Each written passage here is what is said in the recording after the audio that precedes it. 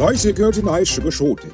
Guyana to grow quinoa and wheat. Arrivals almost at pre-pandemic levels. And modern money problems require modern money solutions.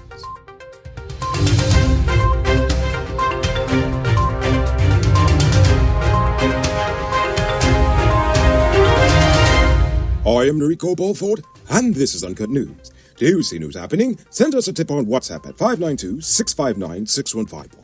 The iFlood Sugar Estate Factory is gearing up to begin producing 1,000 bags of sugar per day from this weekend, a move which is expected to bring some relief as citizens continue to complain of an apparent shortage of sugar on the local market, one that Guy Suko denies exists. When asked about the widespread reports, a senior official contended that this should not be the case. He claims that Guy Suko had discovered that some wholesalers, especially in Region 1, have been buying the sugar in bulk and reselling it to Venezuela at a markup. In response, Guy Suko decided to only sell sugar to 3 categories of users: supermarkets, bakeries, and manufacturers. But with the increased output at iFlood, shoppers should soon see a decrease in prices. In spite of an ongoing effort to address maritime safety in Guyana, the Maritime Administration Department told Starbrook News recently that no one will be sanctioned following the recent boat accident that left a group of passengers stranded on an island on the Essequibo River. Captain John Flores explained that both vessels had a license, so it was nothing really that could have been found. Nobody was sanctioned, nobody did anything wrong. The boat sunk because the bow had a puncture and it started to take in water.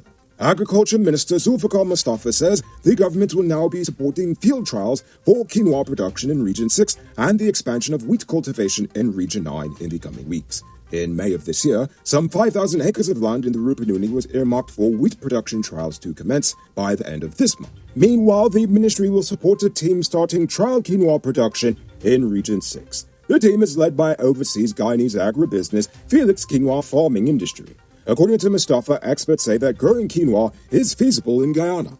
The situation in the indigenous community of Chinese Landing in Region 1 is seemingly deteriorating, according to the community's Tusha, Oren Fernandes. Fernandes said that he is fearful to completely divulge what is happening, since he says direct threats have been made to his life.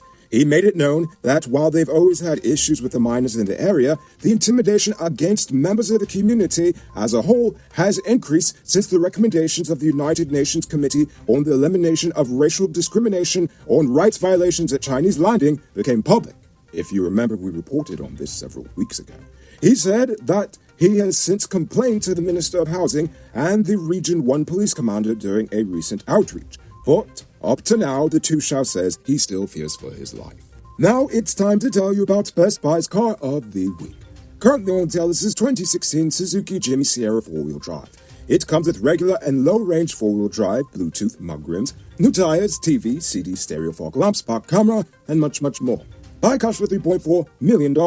Or pay as low as $700,000 down, with around $67,000 monthly for 5 years, and it is yours. Call or WhatsApp 662-0844 for more info, or visit the showrooms at Lot 171 Peter Street, Queenstown, or Lot 2 Lamar Street, and tell them the Rica sent you for this sweet deal.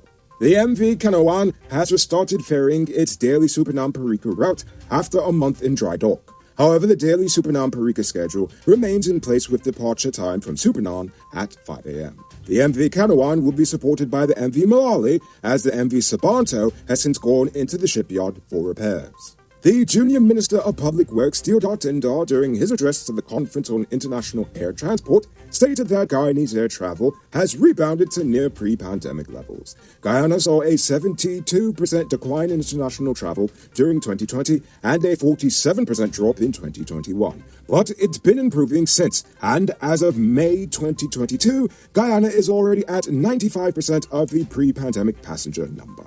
For the first time ever, the Carnegie School of Home Economics is compiling a cookbook of healthy indigenous recipes and has issued a call for submissions for indigenous persons countrywide. CSHE said the book would be focused on indigenous dishes that utilize endemic, native, and healthy produce readily available within indigenous communities. It's a great effort. Guyanese are known for many things, and cheapness is one of them. Thankfully, you could be cheap and still get high-quality DAF, International, Freightliner, Bedford TM, or Scammell truck parts for low prices at Powered Automotive. Visit them at Lot 1161 EE Eccles, or call them on telephone number 6970171. Save big on truck parts at Powered Automotive, the #1 heavy-duty truck parts store in Guyana. Over 1,700 Guyanese in Region 5 have received part-time employment through the government's temporary job initiative. The program originally catered for 1,000 in the area, but has since expanded to include additional 700 persons due to the overwhelming number of applications. Persons have been employed at various government agencies around the region, such as health centers, schools, and hospitals. Now for today's oil update. A recent Reuters report stated that based on projections, Exxon can see its first quarter earnings double. Their second quarter profits are expected to be one of the strongest quarters in the company's history. Last Friday, Exxon signaled that it could generate a record quarterly profit owing to the skyrocketing margins from fuel and crude sales. The information was contained in its security filings. The disclosures indicated an operating profit of about US $16.8 billion. The official results are due on July 29. Now for our stupid news of the day. You know what I think is stupid? Our country is headed by an economist, and yet this government continues to make short-sighted economic decisions. Today I'm talking about the government's intention to approach Parliament to ask for more money to give away. Inflation is out of the roof, and the government decides to respond to it by giving away more money. Now, I'm no doctor in economics like some people, but I can see what happened in America after they let the money printer go brr. And our solution is to do the same?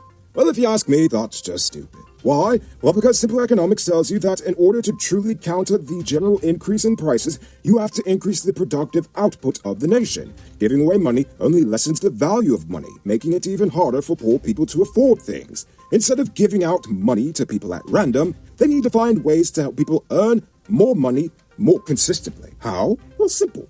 By creating an innovation secretariat, an agency of private, public sector, and civil society groups that come together to directly address this issue by coming up with new and innovative ways to get money into people's hands. Hence, Innovation Secretariat. Things they could try are giving government workers substantial pay raises tied directly to performance. For the private sector, they can finance and support small businesses so they can expand even further. Give young aspiring entrepreneurs training to start and maintain their businesses. Then give money to those who cannot help themselves. Those who are able-bodied and unemployed, instead, just give them the option to work a piece of land up the highway and learn to be more self-sufficient. These are just a few suggestions I can think of that I am not seeing the government truly engage in a serious fashion. But what I'm ultimately trying to say is that for us to keep using the same old tactics and the same old reasoning to try to apply to these modern solutions is pretty stupid. It might not be robbery season, but the streets are still mean. That's why you need to get security for your home and business through Sheriff Security Service. Sheriff Security offers well-trained guards, armed and alarm patrol, marine patrol, K-9 services. These people even got drones. Why? Because your security is their highest priority. You've seen the rest, now hire the best. Hire Sheriff Security Service today. Now for our Uncut News Views Poll question of the day. Every day we pose a question on current events in Guyana, the region, the diaspora, and how you feel it at least was. Yesterday, I asked how you felt about CARICOM's renewal of the Petrocaribe deal. Nicholas Bastio says, I don't know. All I want them to do is to buy this oil and gas from Venezuela and let his gas price drop. I'm fed up at the moment. Whatever it takes for the price to reduce, I'm good with that. Me too, Nicholas. Me too. Meanwhile, Bantu King responded to my question about the projects, saying, I think the gas to shore should be used for cooking and to sell the rest. It doesn't make sense we're preaching LCDS and not building the infrastructure for it. We can save lots of money for other things like roads and bridges. Wind and solar is the way to go. Indeed, that is definitely a good point. So, before we get to tonight's question, you can multiply your cash by selling Digicel Top-Up. This is a legit way you can earn some extra money at your business or to supplement your current hustle. Book a mini top-up vendor quick and easy by linking with Cellular Plus. Call them on telephone number 685-3109 for more info.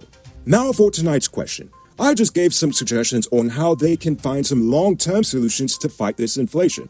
But I want to hear from you. What do you think the government should do? I want you to think about that question. Tell us in the comments below. If your response is good enough, we just might feature it in our next episode.